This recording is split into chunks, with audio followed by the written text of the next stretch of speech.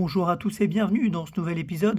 Et aujourd'hui, on va voir quel est le meilleur rapport qualité-prix pour jouer à Monster Hunter sur PC. On va commencer par la carte mère, on va enlever le blister, on va ouvrir le petit loquet pour mettre le processeur, attention mais pas ses doigts sur les pins. On enlève ceci pour mettre le SSD, on met la RAM, moi j'ai choisi 32, mais vous choisissez ce que vous voulez.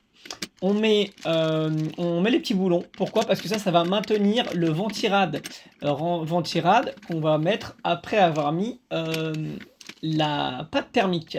Donc pâte thermique qui nous est fournie dans la boîte, on n'a pas besoin d'en acheter. Donc voilà, on fait une petite croix, enfin moi je fais une croix, les gens ils font ce qu'ils veulent, s'ils ont envie de mettre les points, s'ils ont envie de... Voilà, on fait comme... image de droite, à gauche c'est la carte graphique, à droite c'est donc le ventirad. Donc on pose le ventirad sur le processeur qu'on va venir fixer à l'aide de la clé. Donc il y a déjà une clé hein, quand vous l'achetez, hein, elle est déjà là. Donc on le fixe, voilà, on fait des petits tours. On montre, ça c'est le power supply. Donc on va brancher, voilà, power supply qui nous est montré à 750 GL. On branche un pour la carte mère. Voilà, bien sûr, hein, pour avoir du courant, la carte mère, donc les deux que vous voyez ici. Et on va les mettre comme ceci, donc un sur la grande et un sur le petit qui est là. Hop, voilà, à droite, vous le voyez en dessous, c'est très bien. Donc là, on montre tous les branchements. Donc là, les deux que vous voyez en plus, ce sont pour la carte graphique. Donc là, vous mettez la carte graphique qui est ici. Et donc, c'est une assez grosse carte graphique, donc elle a besoin de deux... voilà, il y a deux câbles. Le Ryzen 5, comme on le voit. Donc là, on remontre encore une fois le power supply. On prend une planche, on pose tout sur la planche, on prend les dimensions. Et là, hop, on commence. Allez, on fait un petit coup de scie. Voilà, donc là, vous avez le bouton d'allumage. Et on colle, voilà, vous prenez le dessin que vous souhaitez, bien sûr. Hein. Le dessin que vous souhaitez. On met des fixations à l'arrière du PC pour que, eh bien, on puisse tenir au mur. Et puis, on va voir ce que ça donne en direct. Voilà, donc là, c'est celui avec lequel je fais la vidéo. Là, hein. Là je suis dessus. Ça m'a pris à peu près 1 semaine et demie pour tout faire. Donc, c'est très bien. Et c'est parti, du coup là on se retrouve sur PC avec la configuration à 1000 €.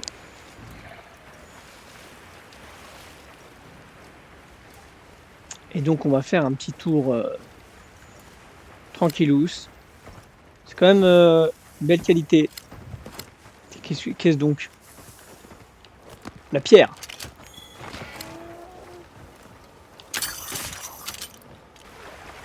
Il y a un monstre. Une flore plus abondante offre plus de moyens de récupération.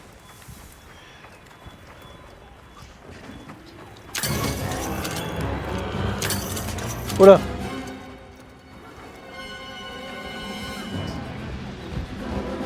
Alors non, on va s'en aller.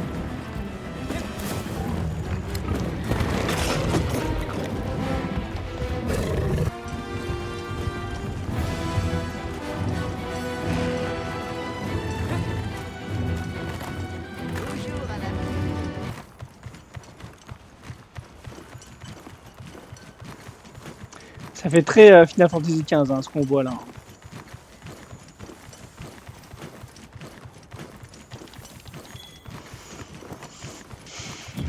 Est-ce qu'on peut avoir la carte?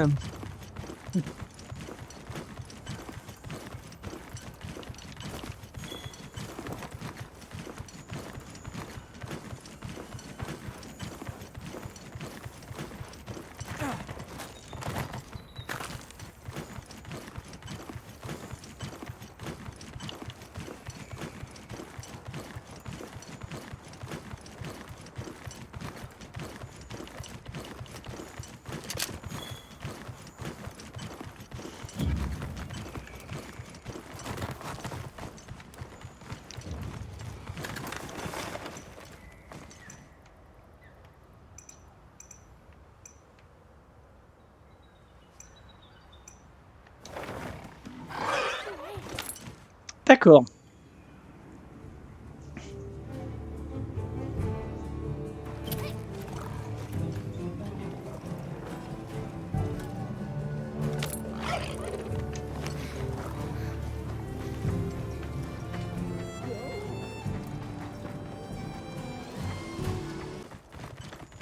Alors, comme on peut le voir sur cette vidéo, à ce moment-là, il y a un petit peu de clipping. C'est plus joli, hein.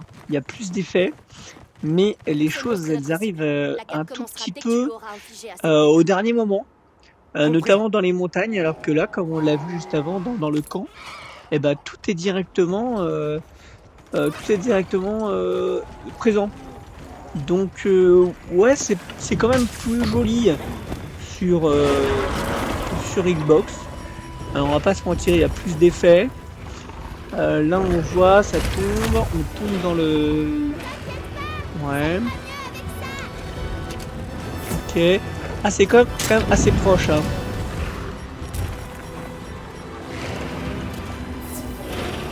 Ok, on tourne autour du boss. Il fuit.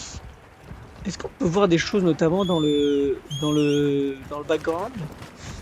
Est-ce que ça apparaît un peu de même façon? Ah, mais l'eau est pareil, hein. L'eau finalement, je pensais qu'il y avait des traces autour de l'animal, mais pas du tout. Ok, est-ce que là on va voir? Ouais, il y a quand même un effet de flou qui est un petit peu supérieur sur Xbox Series X.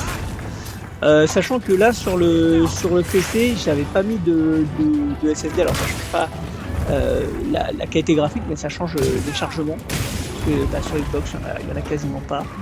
Ok. Les effets de quand on tape le monstre.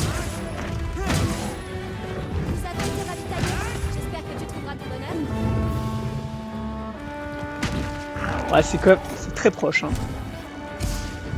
Ok.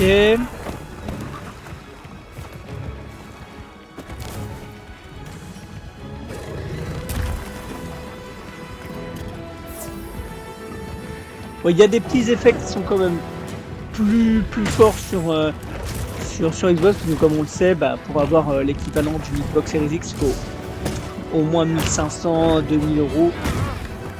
Là, on est quand même sur un PC à 1000 euros. Donc, voilà, c'est un très bon PC. Ok, il fait de sable. Ok, voilà, vous me dites ce que vous en pensez dans les commentaires.